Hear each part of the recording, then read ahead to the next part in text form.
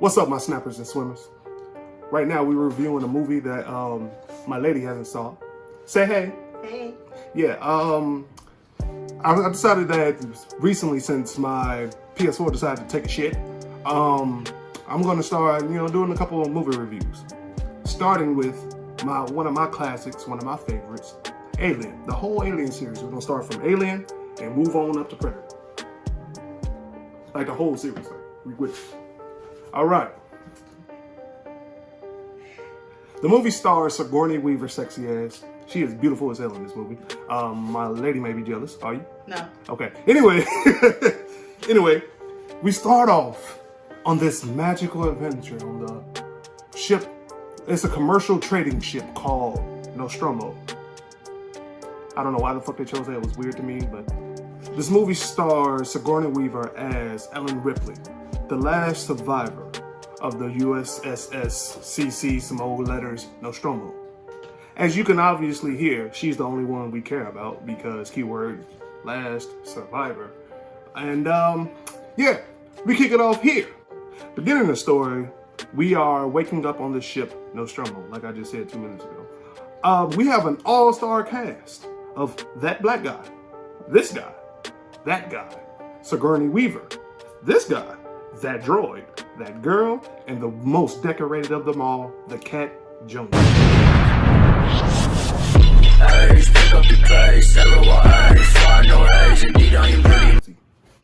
To be honest, this movie is a bit, how you could say, slow burning, but we both can honestly say it's a little bit drawn out, Still a classic, but drawn out just a bit. So I'm gonna cut the fat and give you the slim of what the fuck is going down on the Nostromo. So we start here where we're waking up on the ship. We're being woken up due to the ship's AI called Mother. She basically wakes them up because it's company policy for them to, investigate any anomaly that is, transmission to them. And there was this transmission from the moon, give me 1 sec, called LV-426. Fucked up part about this situation is, if they don't go investigate, all their shares, again, this is a commercial trading ship full of fucking goods, meaning if they don't go investigate, all their fucking stocks, or how you call them, shares, are fucking just forfeited, meaning they taking your money, meaning you on that ship for no goddamn reason. They arrive to LV-426 to find an alien ship. Take note of this ship. If you know, you know. If not, subscribe. Go ahead, hit that little notification button. You will know in the future when we get to that movie. All right. On arrival of this ship, they decide to send in 3 crew members. I'm not going to tell you the name because they really don't fucking matter, but one of them is the executive officer of the ship. I don't know about you, but that don't seem like a smart idea. Like, why would you send one of the most important motherfuckers on your ship to go investigate some shit? All right. Anyway, they get on this ship. They see the ship, they walking around, it's like, oh, this shit is slightly creepy. It's very creepy. As a matter of fact, look at it. Yeah, it's fucking creepy. They get to the, the hub of the ship, the control center more so, where they see this cocoon of some entity, humanoid entity. If you know, you know. Again, subscribe, we're gonna find out on a later date. That's really important. Once they discover this, they report back and tell Ripley all the bullshit. Bullshit ensues. They walk towards, they walk in this, it's like a catwalk where there's a bunch of fog. Matter of fact, there's no reason to explain it. You'll see it. Anyway, this dumbass, the EO, executive officer, decides to reach over and try and touch the fog. Okay, rule number 1. Don't fuck with shit you ain't supposed to be fucking with. Rule number 2, don't fall, which he does. And this is where we get the first viewing of the egg that spews the juice-spewing spider we call the facehugger. Now, as he falls in, he sees one of the fucking eggs decide to open up. And if you ever heard about the xenomorphs, you know where the fuck this is going. One of the egg opens up and boom! Spider vagina. All in his face. Fucking his shit up. Like on his head. Fucking his shit up. We cut to a scene where we see the other 2 dragging this motherfucker to the airlock of the ship. They get to the airlock, and this is where they have an argument that I'll constantly have with most of my fucking exes. Bitch, open the door! And during this ensuing of this argument, a fucking instigator, or what would you call them, the motherfucker that's gonna slide in and steal your bitch when they open the door, decides to open the fucking door, letting in the vagina monster. What the fuck? So, fast forward through unnecessary dialogue, they get to where the EO is passed out due to the face hugger crawling off. You know, it did his deed and rolled over, smoked him a cigarette, had some fun.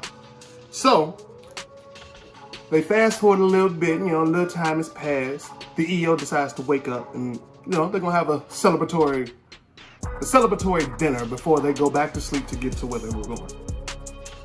But lo and behold, during this dinner, some blood started popping in the wrong place. He needed some Tums because looked like the EO over there had a little heartburn.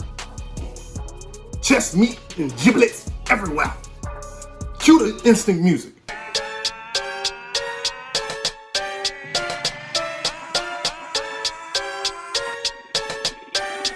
You fuck that beat.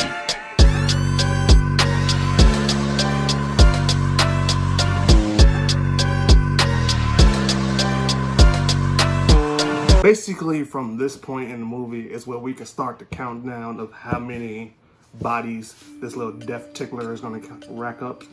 A death counter up there. Now we're going to add Kane up there. Put it up there. Bing. There we go. Anyway. Bing. All right. So from here is where the crew decides to hunt this little fucker down and try and expedite it out the fucking airlock. Meanwhile, the man Brett decides to go look for Jonesy in what I believe is the storage area of the ship. And this is where we're going to add Jonesy to the list too. Because he gets to the storage containment looking for Jonesy, and he jump scares the fuck out of there. Yeah, it was very fucked up what they did to him. Okay, Jonesy jump scares the fuck out of him, gets the hell out of that gym because Jonesy already know what the fuck is going on. And he turns around to see my man, the Xenomorph. Rest in peace. What was his name? Fuck him. Anyway, we're gonna add that man, Brett, to the list. That's 2. Bing. Later, the crew comes to, how you say, terms, or come together to have a conversation and discussion / panic attack on where the alien is. They come to the idea that the alien is in the air ducts. And this is where Dallas might get tossed on the list too. Because he decides, before I continue, why the fuck do they continue to send the most important people? Remember, Dallas is the fucking captain. Why do they continue to send the most important people on the most dangerous fucking ship? Anyway, he decides to go into the air ducts to try and flush it out to the airlock. It ain't work out that way, Chief. You're not finna get in a small area and think you're finna be the Xenomorph. Cue the clip. Not Claire Lambert, I want to get the hell out of here. Oh, God, it's moving right towards you.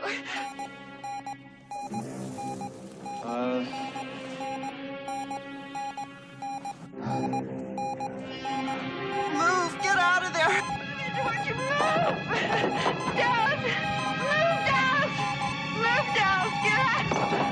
Oh, no, not that way, the other way, God. Dallas? No. Take it easy. Dallas? With Dallas being added on the list, Ripley is now HBIC. So she now has access to the computer or AI that we call Mother. This is where they find out the droid Ash had got a order to contain and retrieve the fucking alien, and the entire crew is expendable. This is where Ripley decides to put her I know the fuck he didn't hat and go confront Ash. And apparently Ash had a suspicion to choke that whole magazine, and that's what he proceeded to fucking do. And this is where my main man, Parker, cue the clip. Fuck what I'm talking about.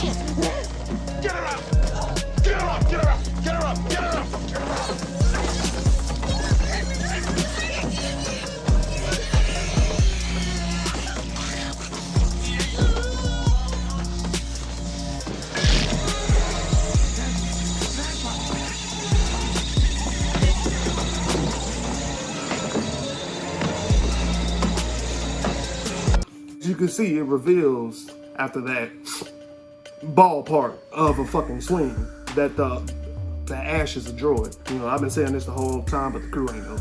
I knew.